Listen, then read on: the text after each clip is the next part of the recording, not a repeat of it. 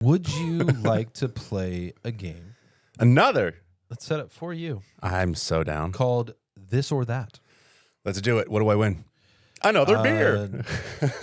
Yes, 100%. Great. But before we get into that, I just want to let you know and let our audience know that this segment is brought to you by Coastline Travel.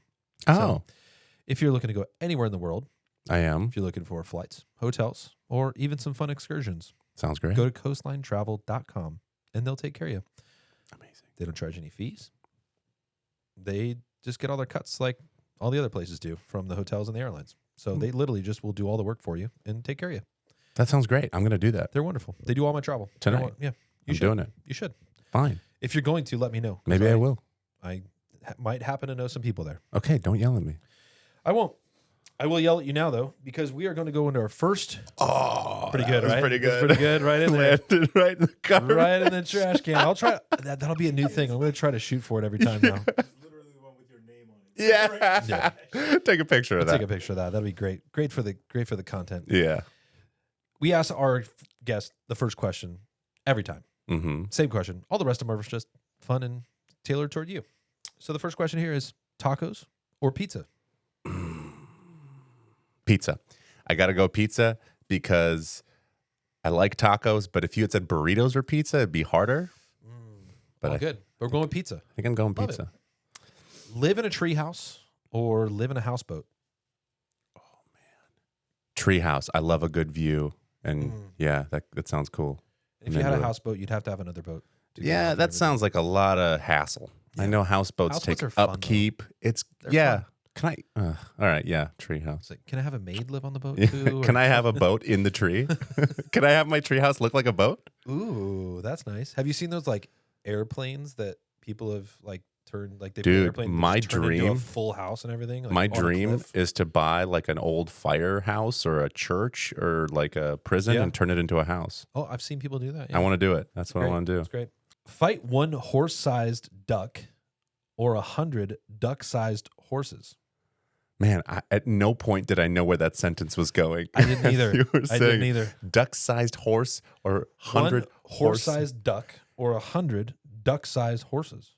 Oh man, I mean, if I'm trying to win, probably the first one, a horse-sized duck. I think I could take it. That's a big duck. Yeah, but like, Those bills are huge. think about all those horses coming. I know, right? 100 duck-sized horse. Ducks are still like big. Think about like They're pretty decent. like size, 100 yeah. dogs attacking you. It's true. And horses are strong. They'll probably still be pretty strong at duck size. Yeah. I mean, That's my guess. Yeah, And those hooves, they're sharp. Ducks don't have a lot of sharp stuff. Punch that shit in the beak, spin it around like. what about duck-sized gorillas? Can you with the whole gorilla Oh question man! going on? Oh yeah, the 100 guys Gives you versus one 100 guys gorilla. versus one gorilla. Yeah, it's Apparently, you only need like a good 30 guys, and you can take one down. yeah. There was another debate that went on like how many people, like 100 British people or 100 Americans. Oh, definitely, I'd fight the Americans before the Brits.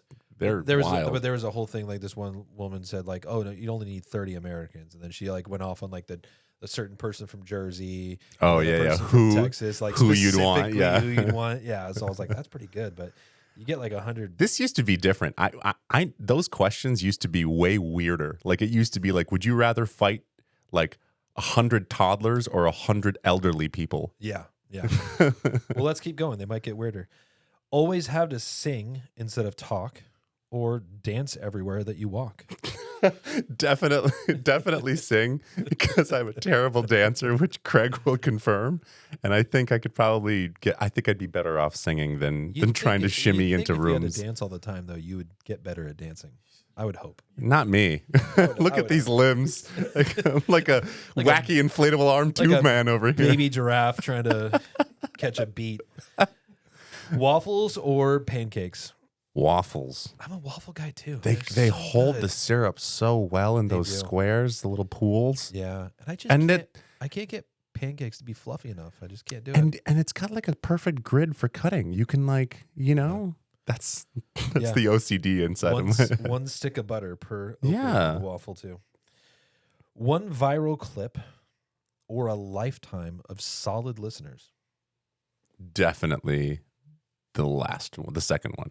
The listeners. Yeah. Viral clip. That comes and goes. It's a lifetime of listeners and audience forever. Yeah. Hell yeah. It's like Hawk Tua or No.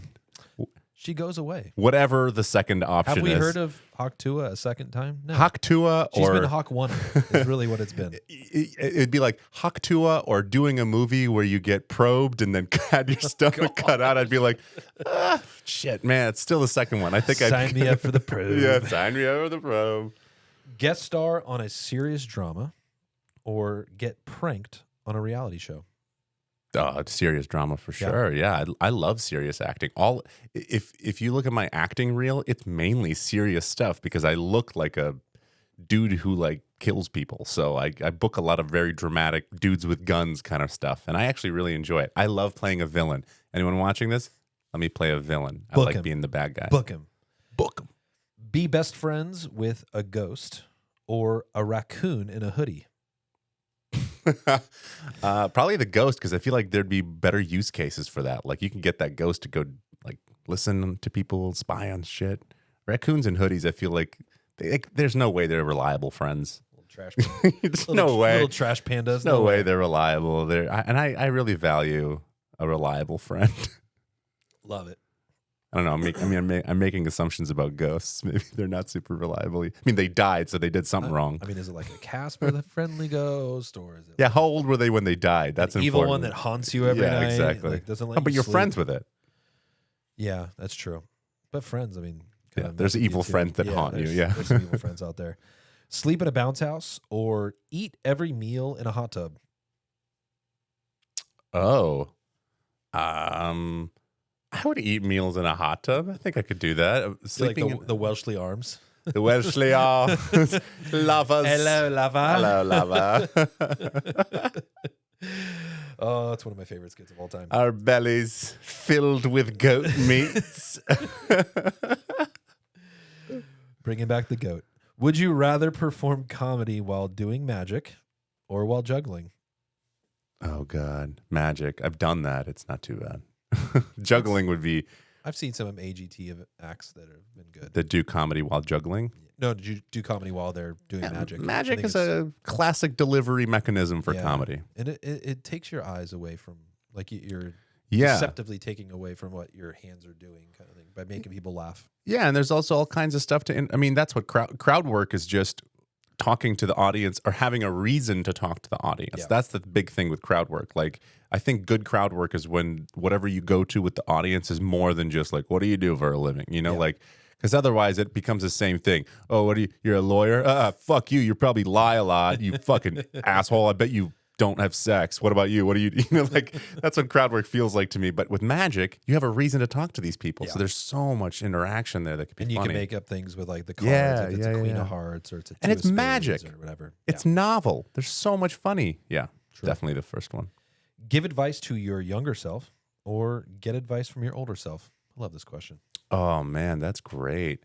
I love getting advice because this falls into the time travel paradox. Yeah. If I give advice to my younger self, I still would have ended up the same shithead I am now. Maybe. You know? Maybe. Because in I don't theory, think- whatever I advice don't I think you're gave much my... of a shithead, though. You need to give yourself some more credit. You're right. I'm very self-flagellating. That's a good word. Fun word, right? Hey, flagellating. Kind of sounds dirty. Always have a laugh track or suspenseful music follow you. Oh, definitely the second one. The laugh track would be so annoying. But to walk into a room and have it go... And everyone... Yeah. Can everyone else hear it?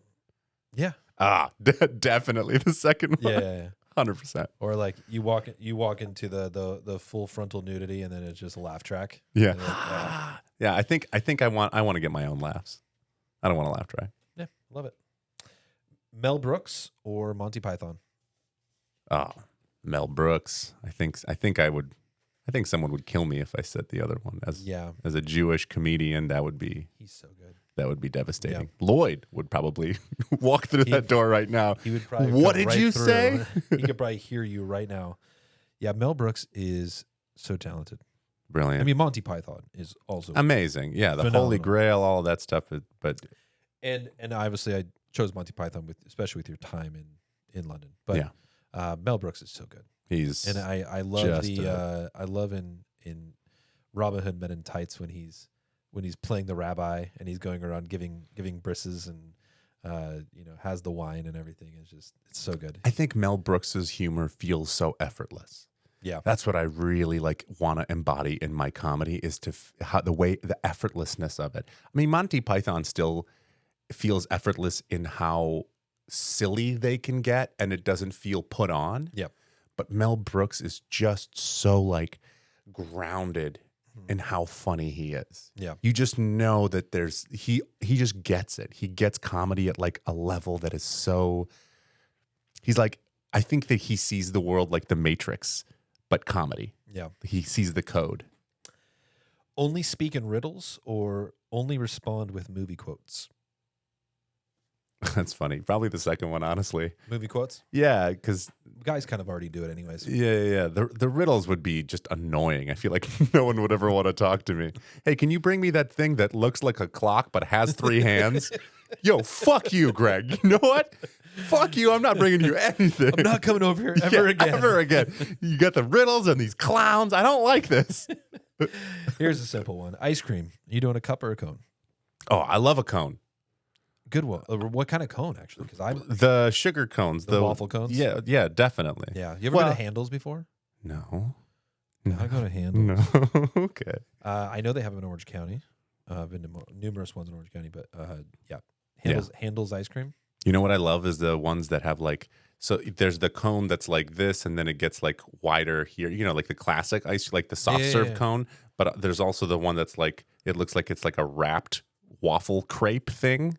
Interesting. But sometimes they put chocolate at the bottom of it, and then there's ice cream, and there's chocolate in there, and then ice cream. Like you mean the full wrapped around waffle cone? Yeah, those are great. Well, but sometimes the cones could be those like weird little waffle cups, that like taste like cardboard. I'm talking about the big man. That's hold like 3 scoops of ice cream in kind of thing. I just had to make sure we were talking about the same cone. I wouldn't want to let everyone out here know. If I'm gonna have a cheat day, I'm gonna do it right. Improv or stand up? Tough. I would say stand up. I mean, that's what I do, but I do love improv. I think it's not like structured though. I'm more a fan of just like off the dome. Yeah. But with your shows you kind of do improv with stand up, so it's kind of fun. A little bit of mix of both.